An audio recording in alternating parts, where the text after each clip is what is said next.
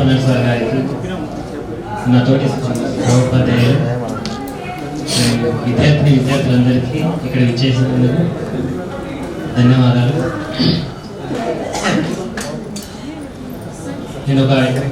నేను చూస్తుంటే ఇప్పుడు నాకు ఒక క్లాసులో కూర్చున్న ఫీలింగ్ వస్తుంది. అప్పుడేమో యూనిఫామ్లో ఉండేవాళ్ళు, ఇప్పుడేమో రంగురంగు బట్టల్లో ఉన్నారు. జ్ఞానం, మన సంస్కృతంలో ఒక వర్డ్ ఉంది, జ్ఞానం మనుజస్య తృతీయ నేత్రం. అంటే మనకు మన 5 ఫింగర్స్ కూడా ఒకే విధంగా ఉండవు. అదేవిధంగా మనం కూడా ఒకరు టీచర్ కావచ్చు, ఒకరు ఇంజనీర్ కావచ్చు, ఒకరు సాఫ్ట్వేర్, ఒకరు డాక్టరే కావచ్చు. ఒక్కొక్క విధంగా వాళ్ళ జ్ఞానాన్ని బట్టి వాళ్ళు చేంజెస్ అవుతుంటారు, మారుతూ ఉంటారు. అందరూ ఒకే రూట్లో వెళ్ళాలి రూల్ లేదు. మీరు కూడా పాఠశాలలో చదువుకొని మంచి స్థాయిలో ఎదిగారు, నాకు చాలా సంతోషంగా ఉంది. ఇదే విధంగా మనం తర్వాత షారుగా సార్ వచ్చి నాకు ఇంటర్మీడియట్ క్లాస్మేట్స్ సార్, నేను ఇంటర్మీడియట్ శంకర్పేటలో చేసిన. నేను డిప్లొమా అయిపోయిన తర్వాత కూడా ఏం చేస్తున్నా అనేసి సేమ్ అన్న సార్కి ఎట్లయినా వెంకటేశ్వర సార్ ఎట్లయితే సజెషన్ ఇచ్చిండో, నేను కూడా ఇప్పుడు ఆర్టీసీలో కండక్టర్ పని చేసినాను. ఫస్ట్ నేను ఆర్టీసీలో కండక్టర్ పని చేసిన తర్వాత మాకు అప్పుడు ఆర్టీసీలో ఏంటంటే ఒక 6 months డ్యూటీ చేయగానే ఇంకొక 6 months బ్రేక్ ఇస్తుంది. అంటే ఇంటి దగ్గర కూర్చోవాలి. మరి ఖాళీ కూర్చున్న వాళ్ళు ఏం చేసేవారు సార్ సజెషన్ తీసుకుంటే, నా లింగంపల్లి రెసిడెన్షియల్ స్కూల్, నాకు చిన్నప్పటి నుంచి వాళ్ళకి టీచింగ్ అనేది ఒక ప్రొఫెషన్ చాలా ఇంట్రెస్ట్ ఉంటుంది. ఒక ఉపాధ్యాయ వృత్తి అయితే ఎంత బాగుంటుంది, అంటే ఉపాధ్యాయ వృత్తి ఉంటే ఎంతమంది సర్వీస్ చేయొచ్చు అనేసి బాగా నాకు ఒక అంబిషన్ లాగా ఉంది. అంటే సార్ దగ్గరకు వచ్చి నాకు సార్ వచ్చి ఫస్ట్ నేను స్కూల్లో జాయిన్ కాగానే నాకు మళ్ళీ కండక్టర్ గా మళ్ళీ అపాయింట్మెంట్ వచ్చింది. అప్పుడు మళ్ళీ సార్ కంటే సార్ కూడా ఏమంటే, సరే నువ్వు వారానికి 2 రోజులు వచ్చేసి, వారానికి 2 days వచ్చేసి, ఆ 2 days 8th, 9th, 10th physicals అని చెప్పమని చెప్పింది. నేను ఈ 3 years కూడా అంటే ఫస్ట్ సంవత్సరం ఒక సంవత్సరం మటుకు only first 8th, 9th, 10th కు వీక్లీ 2 days వచ్చి క్లాస్ అని చెప్పిపోతుంది. తర్వాత 2 years కంటిన్యూగా వచ్చి చెప్పేసిన తర్వాత నాకు ఎట్లా ఫీలింగ్ వచ్చేసిందంటే, నాకు స్టార్టింగ్ లో నేను టీచర్కి వచ్చినప్పుడు అసలు ఈ కొత్త ప్రొఫెషన్ ఏంది, నేను ఆర్టీసీలో పని చేయడం ఏంది అంటే అది కొంచెం దీంతో కంపేర్ చేసుకుంటే కొంచెం చిన్నగా అనిపించింది. కానీ దాని తర్వాత నాకు ఒకటి లైఫ్ లో తెలిసి వచ్చింది ఏంటంటే, మీకు కూడా ఒక లైఫ్ లో అంటే ఒక గుణపాఠంగా తీసుకోండి.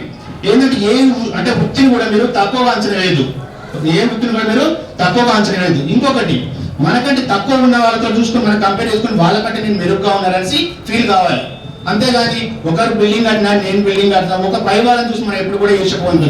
చిన్న వాళ్ళని చూసి వాళ్ళకంటే మనం మెరుగైన స్టేజ్లో ఉన్నామనేసి మనం లైఫ్ లో అంటే మనం గుణపాఠం నేర్చుకున్నట్లు అనుకో, మనం కూడా ఎటువంటి వేరే అసభ్యాలకు లోన్ కాకుండా మన పిల్లలకు కూడా ఇప్పుడు మనము కార్పొరేట్ కాలేజీలో చదివిస్తున్నాం. కార్పొరేట్ ఏంది, ఎంతసేపు వృద్ధుడిగా చదువు అంటే బయట గురించి, సమాజం గురించి కానీ సొసైటీ గురించి కానీ ఏముండవు. బయట విలువలు అసహ్యతలు పోయిందా. ఇంకొకటి గేమ్స్ గురించి కూడా నాకు ఇంకోటి శ్రీవారి విద్యార్థి స్కూల్ నచ్చిన విషయం ఏంటంటే, అటువంటి ఆహ్లాదమైనటువంటి వాతావరణం మనకి ఏ స్కూల్లో జరగదు. ఈవెన్ హైదరాబాద్ లో కార్పొరేట్ స్కూల్లో పోయినా కానీ అటువంటి వాతావరణం అక్కడ అసలే ఉండదు. ఇప్పటికీ ఆనంద్ సార్ మేము ఎప్పుడైనా కలిసినాం అనుకో, కొంచెం రిలీఫ్ కావాలంటే ఏ కోసం చక్కగా వాణి స్కూల్ కోసం ఆ చెట్ల కింద కూర్చున్నట్లయితే కొంచెం ప్రశాంతంగా ఉంటుంది. మనం చిన్న ఉన్నప్పుడు కూడా వినుంటాం రవీంద్రనాథ్ శాంతినికేతన్ గురించి.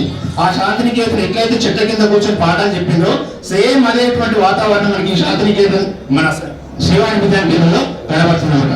అటువంటి చక్కని పాఠశాల మనకు అక్కడ చదువుకున్నాను నేను. ఇంకొకటి అంటే ఇన్ని రోజులు ఏంటంటే మనకు ఆ స్కూల్లో చదువుకున్నటువంటి వాళ్ళు మాత్రమే మంచి ప్రయోజకులుగా తయారైన అని మీరు అనుకుంటున్నారు. కానీ నేను అనుకునేది ఏంటంటే, ఆ స్కూల్లో పనిచేసిన ఉపాధ్యాయులు అంటే కొన్ని రోజులు పనిచేసిపోయిన మేము కూడా మంచి ఉన్నత స్థాయికి చేరుకున్నాం. నేను కూడా ఒక 2 సంవత్సరాలు అప్లై 2-3 సంవత్సరాలు చెప్పిన తర్వాత ఆ ఫీల్డ్ నాకు పనికొచ్చి నేను కూడా 2012లో ఆనంద్ సార్ నాకు సజెషన్ ఇవ్వడానికి నేను కూడా గవర్నమెంట్ టీచర్ గా ఈరోజు పనిచేస్తున్నాను. మా మిస్సెస్ కూడా సార్ దగ్గర మన మలప్ సార్ నరసింహ సార్ అన్నప్పుడు కూడా మా మిస్సెస్ కూడా 2 years చెప్పినట్ట. మా మిస్సెస్ కూడా మొన్నే అక్టోబర్ లో గవర్నమెంట్ టీచర్ గా సెలెక్షన్ అయింది. దానికి నాకు కూడా శాంతినికేతన్ వాణిజ్య స్కూల్ నాకు చాలా ప్రౌడ్ గా ఫీల్ అవుతా. కాబట్టి మీరందరూ కూడా మంచి ఉన్నత స్థాయిలో మా ముందు ఇట్లా కూర్చొని మంచి ఉన్నత స్థాయి అంటే ఎప్పుడు ఒక గురువు ఎప్పుడు సంతోషపడతాడు, వాళ్ళ యొక్క శిష్యులు ఎప్పుడైతే ఒక ఉన్నత స్థాయిలో ఉంటారో అప్పుడే ఆ గురువుకు సంతోషం ఉంటుంది. అటువంటి విద్యార్థులందరూ కూడా మీ ఇప్పుడు ఒక పూర్వ విద్యార్థులైన మీరు మా ముందు ఈ స్టేజ్ లో ఉన్నారంటే మాకు కూడా చాలా గర్వకారణం. తర్వాత లాస్ట్ లో ఇంత చక్కని వేదికను ఒక చిన్న కార్యక్రమం మనం ఇంట్లో కోఆర్డినేట్ చేయాలంటే అది ఎంతో కొంత వాళ్ళకి చెప్పాలి, వీళ్ళకి చెప్పాలి, అదే చేయాలి, వీళ్ళకి చెప్పాలని ఎక్కడొక చూసే పొరపాట్లు అవుతుంది. కానీ ఇంత చక్కటి కార్యక్రమాన్ని ఆయోజన చేసిన మీ విద్యార్థులందరూ కూడా నా హృదయపూర్వక ధన్యవాదాలు తెలుసు ముగిస్తున్నాను. Thank you. విద్యార్థులందరూ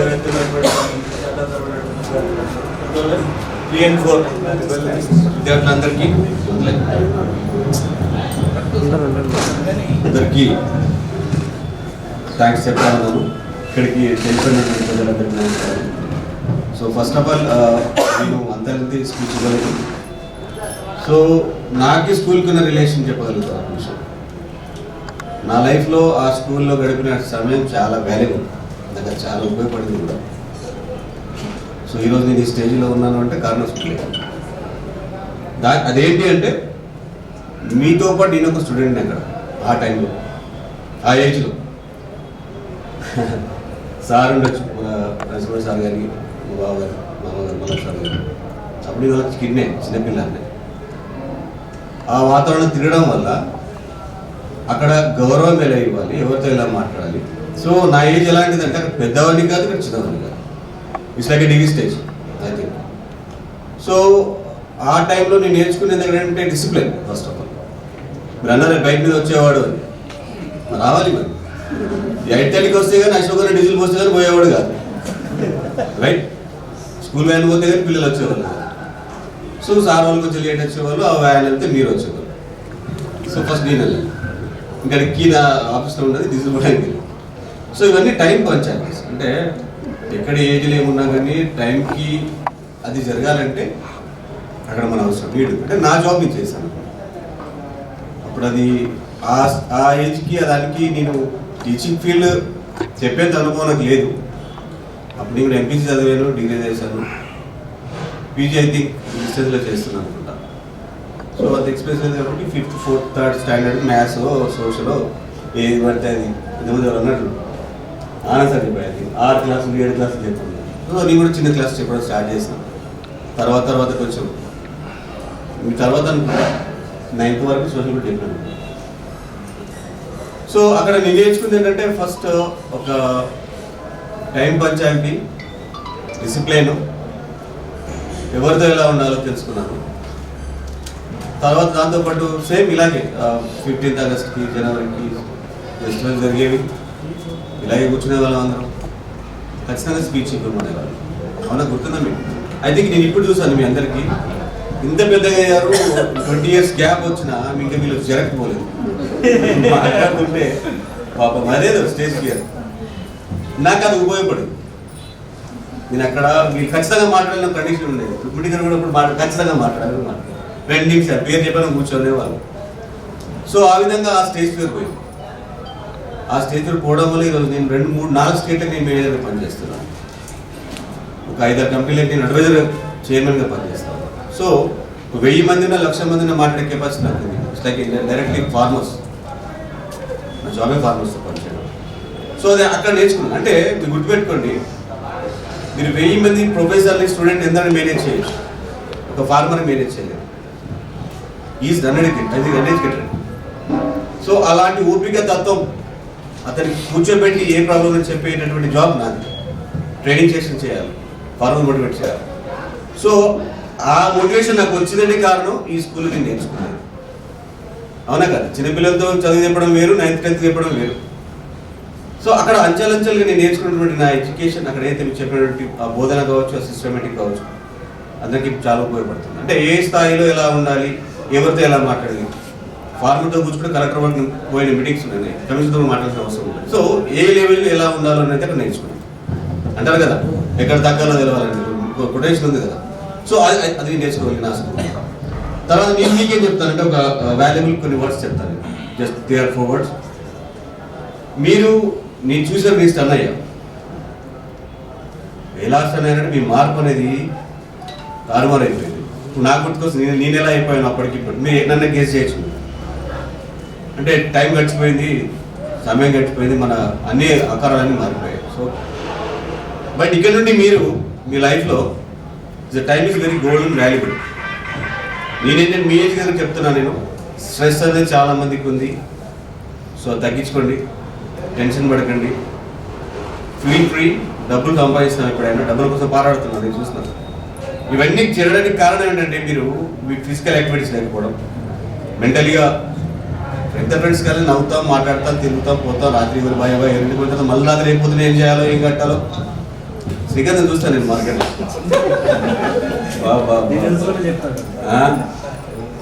ఆ స్ట్రెస్ పోనికి ఏం చేస్తానో చూస్తాను. So you can manage. మీరు అందరూ చాలా జాగ్రత్తగా, ఎందుకంటే ఈ ఏజ్ లో ఈ ఆకారాలు చూసి నాకు నచ్చలేదు. ఈ ఏజ్ లో ఈ ఆకారం ఇలా ఉండకూడదు, జలస్. బట్ నో, ఇయర్ ఫాల్ అయిపోయింది, స్టమ్ అయిపోయింది, మేమంటే అయిపోయింది, మా ఏజ్ అయిపోయింది, ఇలా ఉంటాం మేము. మీ ఏజ్ లో మీరు ఉండకూడదు. ఇంకోటి ఏంటంటే నెక్స్ట్ దీనికి కూడా చెప్పే ముఖ్యమైన విషయం ఏంటంటే ఎన్విరాన్మెంట్ గురించి మాట్లాడితే, మీరు వ్యవసాయం గురించి తెలుసుకున్నారు, వ్యవసాయం చేయలేదు, కానీ మీ వ్యవసాయ పంటలు ఎలా పండుతాయి మీకు తెలుసు.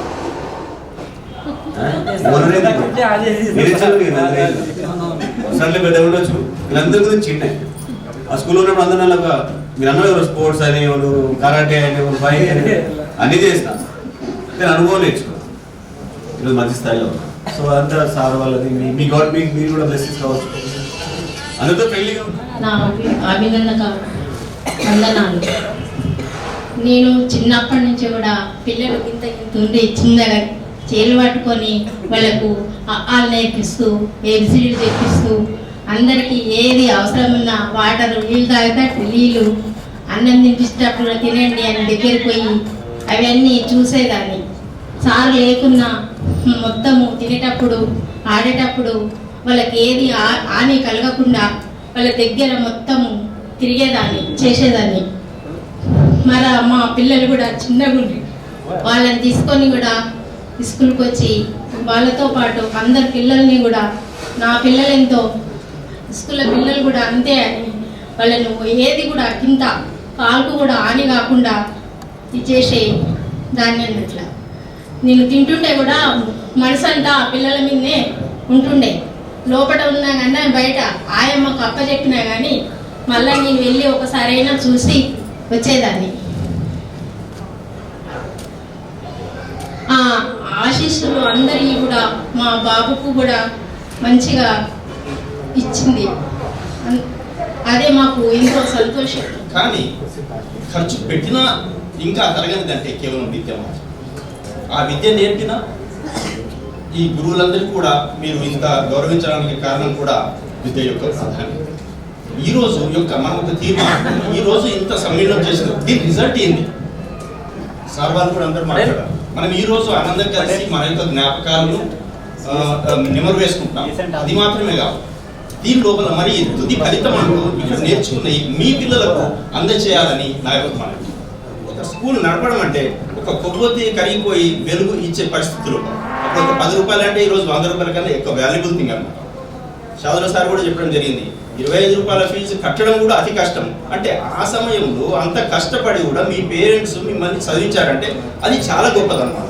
ఎందుకంటే ఒక విలేజ్లో ఒక పాఠశాల ఉన్నప్పుడు ఆ స్కూల్లో పేరెంట్ వెంట తీసుకెళ్ళగలుగుతాడు, సైకిల్ మీద తీసుకెళ్ళగలుగుతాడు, ఒక బైక్ మీద వదిలేడు.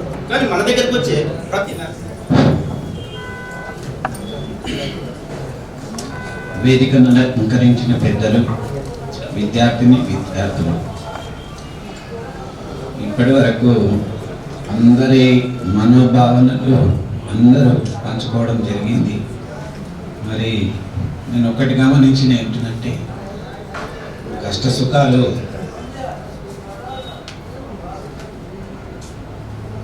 మానవునికే వస్తాయేమో, మరి ఇంకే జీవితానికి లేవు.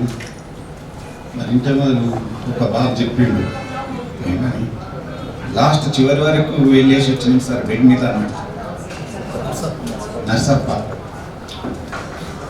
ఆ బాధ నేను, సుధాకర్ రెడ్డి, మా కోడలు సవిత అందరం లాస్ట్కి వెళ్ళి వచ్చినాం. సుమారు 1 కోటి రూపాయల ఖర్చు.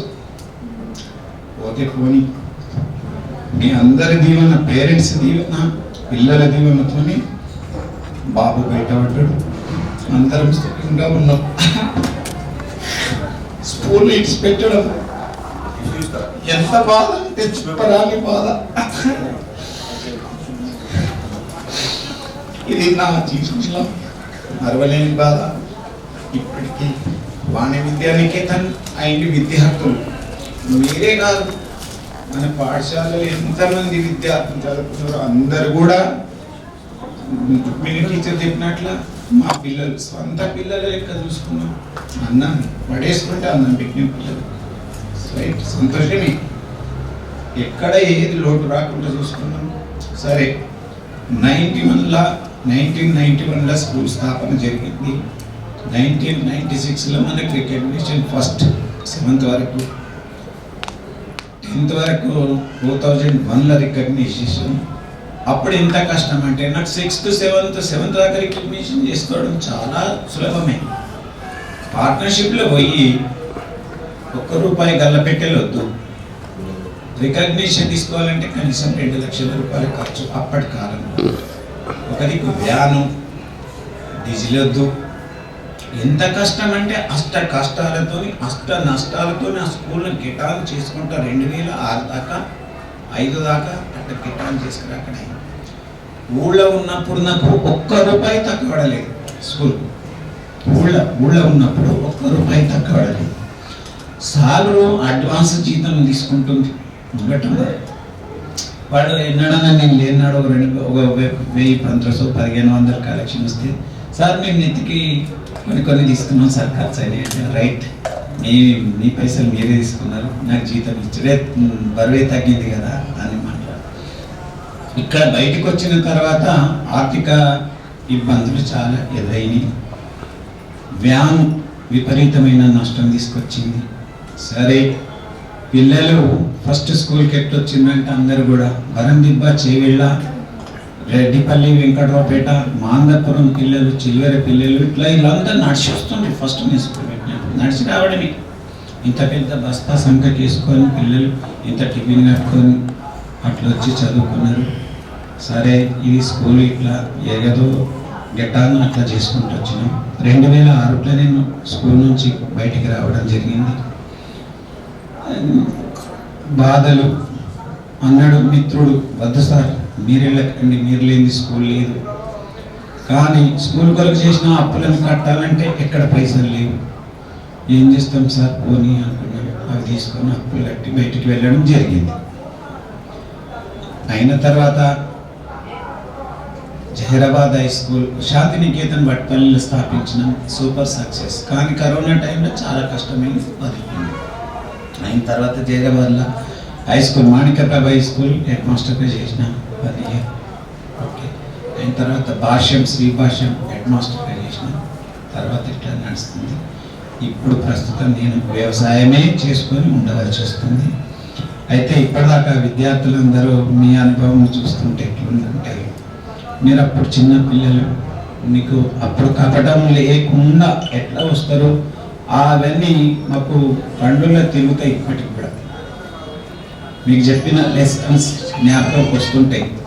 చేళ్ళ పోతే కూడా పద్యాలు వస్తుంటాయి. ఏకోపి గుణవాన్ పుత్రో నిర్గుణైతి శతేరపి చంద్ర ప్రకాశేన నక్షత్రై కిం ప్రయోజనం అంటని చెప్పి ఒక్కొక్క శ్లోకం, ఒక 50 శ్లోకాలన్నా కనీసం పిల్లలకు నేర్పినాం. ప్రతి పిల్లలకు, మీకే కాకుండా అందరికీ. ఇట్లా పాటలు, ఆటలు రకరకాలుగా ఒక ఇన్స్టిట్యూట్ స్థాపించి నడపడం అదృష్టమే. దాన్ని ఇప్పటికి కూడా మల్లప్ప సార్, తర్వాత షాదుల్ సార్ కంటిన్యూ పేరు నేను ఒకటి కోరుకొని పోయి సార్ స్కూల్ పేరు ముంచకండి సార్, స్కూల్ను నడపండి, స్కూల్ పేరు మునగకండి సార్. మీరు ఒకవేళ స్కూల్ నుంచి పెట్టినప్పుడు ఆ ఎంబ్లంలో నాకు అప్పచెప్పండి, నేను ఇంకెక్కడైనా ఒక దగ్గర స్థాపించుకొని మళ్ళీ నడుపుతా సార్ అని చెప్పిన తనతో. స్కూల్కి వెళ్ళేటప్పుడు అది అక్కడ చెప్పిపోయింది. ఇప్పటికీ కంటిన్యూ చేస్తున్నారు, సంతోషం. మరి ఇప్పటిదాకా అందరూ సార్ అందరూ మాట్లాడింది చెప్పిండ్రు. సరే, నేను ఇప్పుడు అప్పుడు ఎప్పుడైనా నా బాధనేమో పిల్లలను చూస్తే బాధ అనిపిస్తుంది. స్కూల్ను విడిచిపెట్టి వచ్చినామని బాధపడుతున్నాను. ఇక్కడున్న సంతోషం బయట లేదు. నాకు ఇన్స్టిట్యూట్లలో చేసిందని చెప్తున్నా. నేను స్వయంగా స్థాపించిన స్కూల్లో నేను నా కష్టం బాగుండే కానీ బయట అంతే ఎందుకో నాకు నచ్చలేదు. అది అట్లనే. సరే, మరి ఎందరో విద్యార్థులందరూ చక్కటి ప్రవర్తన, విద్యావేత్తలు కావడం, మంచి ఉద్యోగాలు సంపాదించడం ఎంతో సంతోషం. నా ఫోన్ నెంబర్ తీసుకొని పిల్లలందరూ ఫోన్ చేస్తున్నప్పుడు సార్ నేను పిహెచ్డి చేస్తున్నా సార్, ఉత్తరప్రదేశ్ నుంచి ఒక పిల్లవాడు, మన గొంగుళూరు పిల్లవాడు, అతని పేరు ఏంటిదో నాకు మర్చిపోయినా, టీచర్ కొడుకు, నేను పిహెచ్డి చేస్తున్నా సరిగా అంటున్నారు. కొందరు డాక్టర్ అయ్యిండ్రు, వకీలు కూడా అయ్యిండ్రు, ఇంజనీర్ అయ్యిండ్రు, లెక్చరర్స్ కూడా అయ్యిండ్రు. సరే బిజినెస్ ఎవరు ఏది చేసినా న్యాయంగా రైట్. మీరు ఇప్పుడు ఇది చూస్తుంటే అందరూ ఎంత చక్కగా అనిపించింది. మీరు చూస్తుంటే మేము చెప్పినటువంటి పాటించి ఈరోజు ఇంత ప్రవర్తనతో ఉన్నారంటే మేమందరం ఇక్కడ వేదిక మీద అందరం గర్వంగా ఫీల్ అవుతున్నాం. చెప్పిండ్రు కదా మీరు, ఏదేమంటారు చూడు, విద్య అంట బాల్యంన విద్య, యవనంన సంపదన, వృద్ధాప్యంన కుసుండి తినాలని పెద్దలు అన్నారు. మరి మీరైతే బాల్య దశ అయిపోయింది, ఇప్పుడు యవన దశ ఉన్నారు. సంపాదన ధర్మంగా సంపాదించండి. మీ పిల్లలకు మంచి ప్రవర్తన, ఫస్ట్ ప్రవర్తన, సెకండ్ ఎడ్యుకేషన్, తర్వాత భగవంతుడు ఉన్నాడు, అది సాధన చేయండి. మరి కూలి దెబ్బలు తిననిది దేవుడు కాలేడు. అయిందా? ఏ దేవుడు అయిందా? కాదు. అట్లా మేము కూడా మా అధ్యాపక బృందం, ఎవరైనా ప్రపంచంలో ఉన్న అధ్యాపక బృందం ఎవరైనా సరే, ఒక స్టూడెంట్ మంచివాడు కావాలంటే అనేక రకాలుగా ప్రవర్తన రూపకంగా, విద్యా రూపకంగా, ఆరోగ్య రూపకంగా అన్ని చూసి వారికి చక్కగా చేయాల్సింది. ఒకటి అర్థస్తున్నా సార్, మీరు కొట్టిన దెబ్బ ఇప్పటికీ అర్థున్నా సార్ అంటుంటారు పిల్లలు అక్కడక్కడ కలిసినప్పుడు. మరి ఆ రోజు ఆ చెంపకాయ దెబ్బనే మిమ్మల్ని అందరినీ చక్కగా చేసిందేమని నేను ఖుషిపడతా అంతే అని చెప్పి బయటకు వచ్చి ఆ ధైర్యం అందరి దీవెనతోనే పిల్లగాడు బయటపడ్డాడు. మీరు కూడా మీ జీవితంలో ఎంత కష్టం ఎదురు కానీ భయపడకండి. నేను 10th క్లాస్లో కూడా అప్పుడు ఇదే చెప్పిన. ఒక్కొక్కడు 10th ఫెయిల్ కాగానే పోయి అన్న ఏమో చేసుకుంటున్నాడు రా, మరి మీరేం చేస్తారు రా అని అడిగిన ఒకసారి అందరినీ, ఏ 10th బ్యాచ్ అయినా. అంటే సార్ గట్లా అడుగుతున్నామంటే, ఫెయిల్ కాగానే ఏమన్నా పెట్రోల్ పోసుకోవడం, మందు తాగడం ఇట్లా చేస్తారు కదరా. వాడే కాదు, పాస్ అయినోడే కాదు, ఫెయిల్ అయినోడు కూడా మంచి మేధావినోడు. టీఎన్జేఏ తీసుకుందాం, వెంకట కాలంలో టీఎన్జేఏ ముఖ్యమంత్రి అయ్యింది కదా, ఆయన తెలివితేటలతోనే అయింది కదా, ఎవరో కాదు కదా. కాబట్టి మీరు ఇప్పటికీ మాకు పిల్లలే కాబట్టి ఈ రూపకంగా చెప్తున్నాం. ఎట్టి పరిస్థితుల్లో అదే కానీ ఇక్కడ కష్ట సుఖాలు అందరం చెప్పుకోవడం, కలవడం, ఇది చాలా, ఇది జీవితంలో బాకీ. ఇట్లా కలవడం మనం ఒక మంచి ఈ రోజే మనది, రేపు మనది కాదు నేనైతే అనుకుంటున్నాను. ఎందుకంటే ఎవరం ఏంటి 4-5 పిల్లలు దాటిపోవడం చాలా బాధ అనిపించింది నాకు. మాకు స్కూల్ ఉన్నప్పుడు బాధ, పోతుల పెదల పిల్లగాడు ఆ యాక్సిడెంట్లో చనిపోవడం చాలా చాలా చాలా బాధ అనిపించింది. అక్కడ మాకు చాలా పెద్ద దెబ్బ. ఎప్పుడు ఏ ఇన్స్టిట్యూట్ను ఎప్పుడు అది కాలేదు, కానీ ఆ రోజు అది ఎంత కలత అంటే చెప్పారని కలత. నేను ఒక 40 సంవత్సరాలు స్కూల్ చెప్పినోని నాకు ఎక్కడేం కాలేదు, కానీ అది బాధ అనిపించింది మన స్కూల్ తరఫున. సరే మరి ఇలాంటి మరి సాధనలు వచ్చినందుకు ఇంత సాధన గ్యాదర్ చేస్తారు అనుకోలేదు నేను. అన్నాడు కిషోర్ సార్ అందరినీ పిలుస్తారంటే అది సాధ్యమైనంత మందిని విలువ పెట్టాము. మరి అందరం పక్కపక్కకే ఉన్నాం, కలుసుకోలేకపోతున్నాం, కలిసినాం, సంతోషం. మళ్ళా మీరు ఎప్పుడైనా మంచి ప్రోగ్రాం పెట్టుకున్నాను.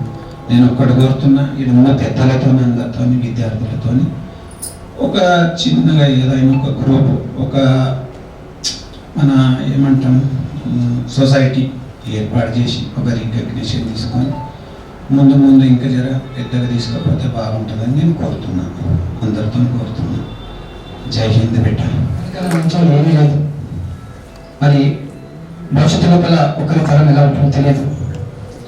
మరి కనీసం ఒక్కసారి మనం ఒక రాష్ట్రంలో ఉంటే శుభోదయం, శుభరాత్రి అని పట్టించుకుంటే చాలా బాగుంటుంది. ఎవరి కష్టాలున్నా మీ దాంట్లో మీరే వాటిని సరి చేసుకొని ఒక్కరిని గట్టెక్కించే ప్రయత్నం చేస్తే చాలా బాగుంటుందని ఒక మా యొక్క తపన. కాబట్టి ఏమైనా చిన్న పాడి వినిపించాలనుకుంటున్నాను.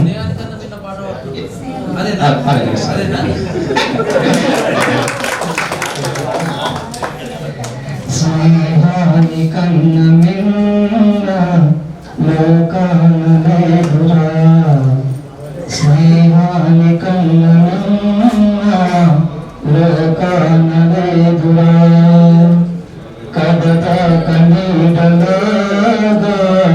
నిన్ను వీడిపోదురా నీ గుండెలో పూచేటుది నీ శ్వాసగా నిలిచేటుది ఈ స్నేహం ఒకటేనురా స్నేహాని కన్న మిన్న లోకాన లేదురా తల తూగే సంపదలున్న స్నేహానికి సరళరన్నా పలుకాడే బంధువులున్నా నేస్తానికి సరికారన్నా మాయా మన్నను తెలియని చెలవి ఎన్నడు తరగని పెన్నిదిరా ఆ స్నేహమే నీ ఆస్తిరా నీ గౌరవం నిలిపేనురా సందేహమే లేదురా స్నేహాన్ని కన్న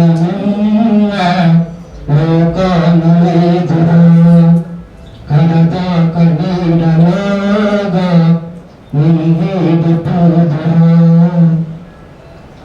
త్యాగానికి అర్థం స్నేహం లోకానికి వెన్నగులేస్తాం ప్రాణానికి ప్రాణం స్నేహం రక్తానికి రక్తము నేస్తాం నాది నాదని భేదము లేనిది నిర్మలమైనది స్నేహమురా ధృవతారగా స్థిరమైనది ఈ జగతిలో విలువైనది ఈ స్నేహం ఒకటేనురా స్నేహాన్ని కన్న మిన్న లోకాన లేదురా కడతా కన్నీడలాగా నిన్ను వీడిపోదురా నీ గుండెలో పూచేటుది నీ శ్వాసగా నిలిచేటుది ఈ స్నేహం ఒకటే.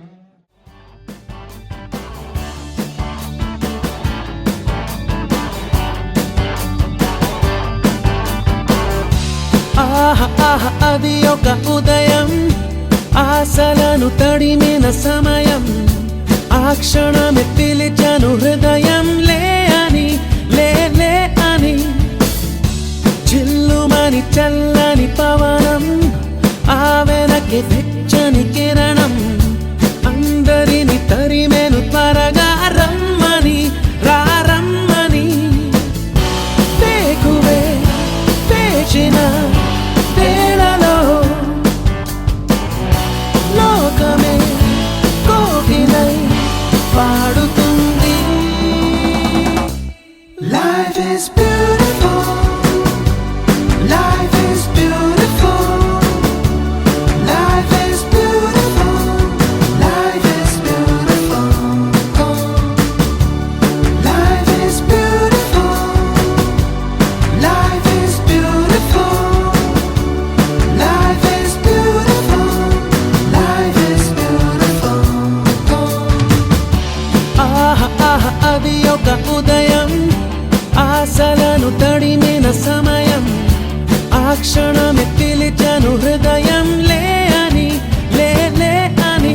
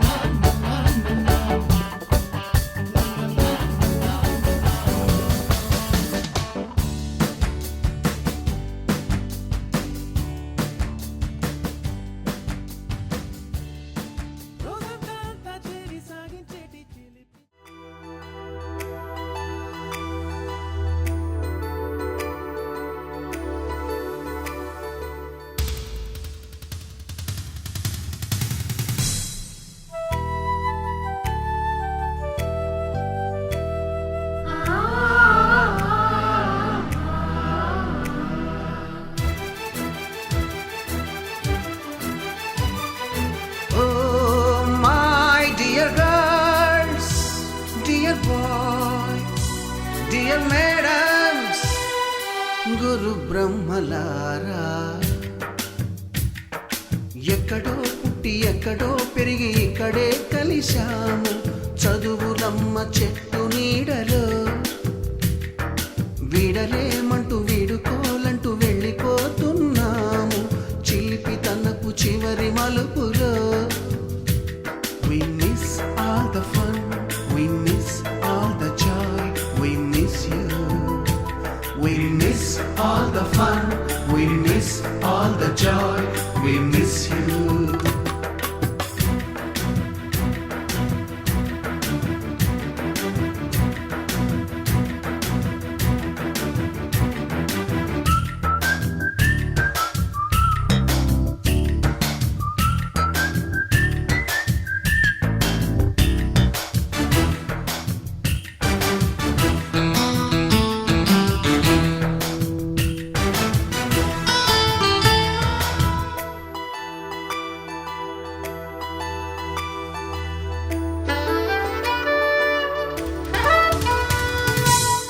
బుక్కులోన రాణికి పంపిన ప్రేమ లేఖలు సైన్సు ల్యాబులోన శీలపై చల్లిన ఇంకు చుక్కలు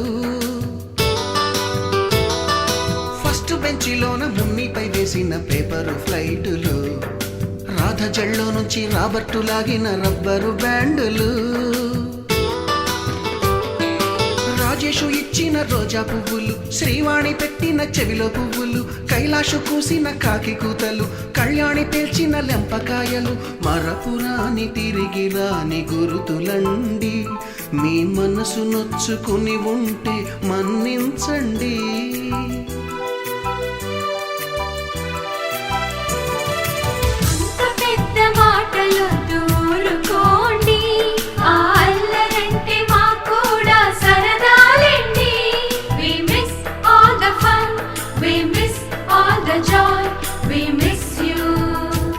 We miss all the fun, we miss all the joy, we miss you. ఎక్కడో పుట్టి ఎక్కడో పెరిగి ఇక్కడే కలిశాము చదువులమ్మ చెట్టు నీడలో వీడలేమంటూ వీడుకోలంటూ వెళ్ళిపోతున్నాము చిలిపి తనపు చివరి మలుపులో.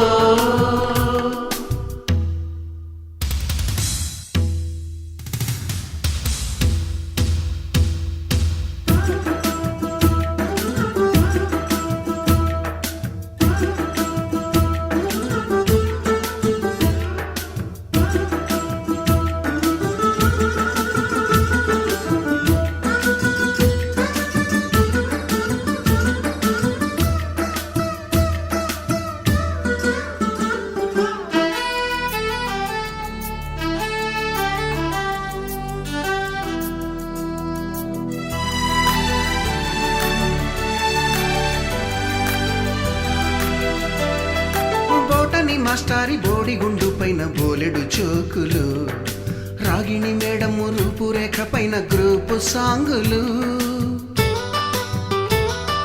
సుబ్బయ్య మాస్టారి స్కూటీకి గుచ్చిన గుండు పిన్నులు టైపిస్టు కస్తూరి ఖాతాలో తాగిన కోకు టిన్నులు బ్లాక్ బోర్డు పైన గ్రీకు బొమ్మలు సెల్ ఫోనుల్లోన సిల్లి న్యూసులు బాతురూములోన భావ కవితలు క్లాసు రూములోన కుప్పి గంతులు మరపురాని తిరిగి రాని గురుతులండి మీ మనసు నొచ్చుకుని ఉంటే మన్నించండి.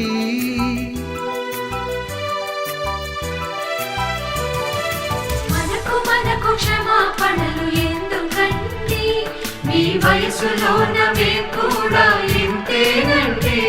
We miss all the fun, we miss all the joy, we miss you.